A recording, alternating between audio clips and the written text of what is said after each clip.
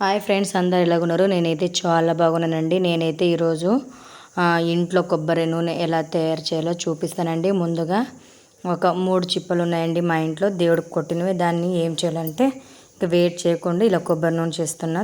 దాన్ని తురుముకోవాలి, లేకపోతే కట్ చేసుకున్నా కూడా ఇలా మిక్సీకి వేసుకోవాలండి. ఫస్ట్గా వాటర్ వేయకోకుండా మిక్సీకి వేసుకోవాలండి. తర్వాత కొన్ని వాటర్ వేసుకొని మిక్సీకి వేసుకోవాలండి. దాంట్లో పాలు వస్తాయి కదండి, దాన్ని స్టీనర్ సహాయంతో ఇలా పోసుకుంటే దాంట్లో ఉన్న మిల్క్ మొత్తం కింద గిన్నెలో పడతాయండి. అలా ఫ్రెష్ చేసుకుంటే ఇలా వస్తుంది. పెద్ద స్టీనర్ ఉంటే దాంతోనే చేయండి. మా ఇంట్లో అయితే లేదు, అందుకే నేను టీ తాగే స్టీనర్ సాయంతో చేస్తున్నా. చూడండి ఎన్ని మిల్క్ వచ్చాయి.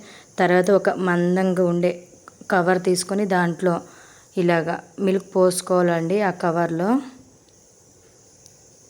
పోసుకున్న తర్వాత దాన్ని ముడేసుకొని ఇంట్లో ఎక్కడైనా ఒక హుక్ ఉంటే దానికి హ్యాంగింగ్ చేసుకోవాలండి. నేనైతే మా ఇంట్లో స్పూన్ పెట్టేకి ఆ హుక్ ఉందండి, దానికి ఇలాగా హ్యాంగింగ్ చేశానండి.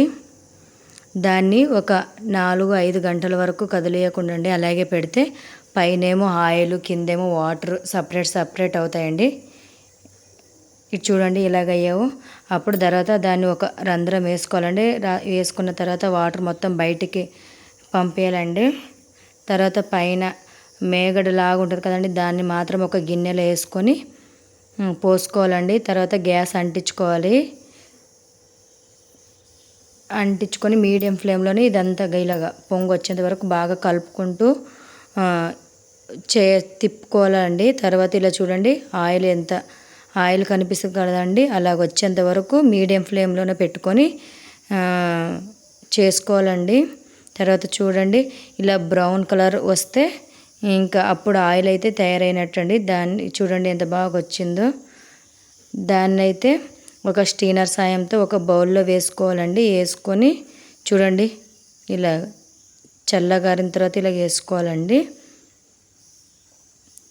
అంతేనండి. హెయిర్ అయితే బాగా ఇంట్లోనే తయారు చేస్తే కెమికల్ ఏమి ఉండవండి. పిల్లలకు కానీ మనకు కానీ అంటించుకుంటే హెయిర్ స్మూత్గా సిల్కీగా ఉంటాయండి. మీకు ఈ వీడియో నచ్చితే లైక్, షేర్, సబ్స్క్రైబ్.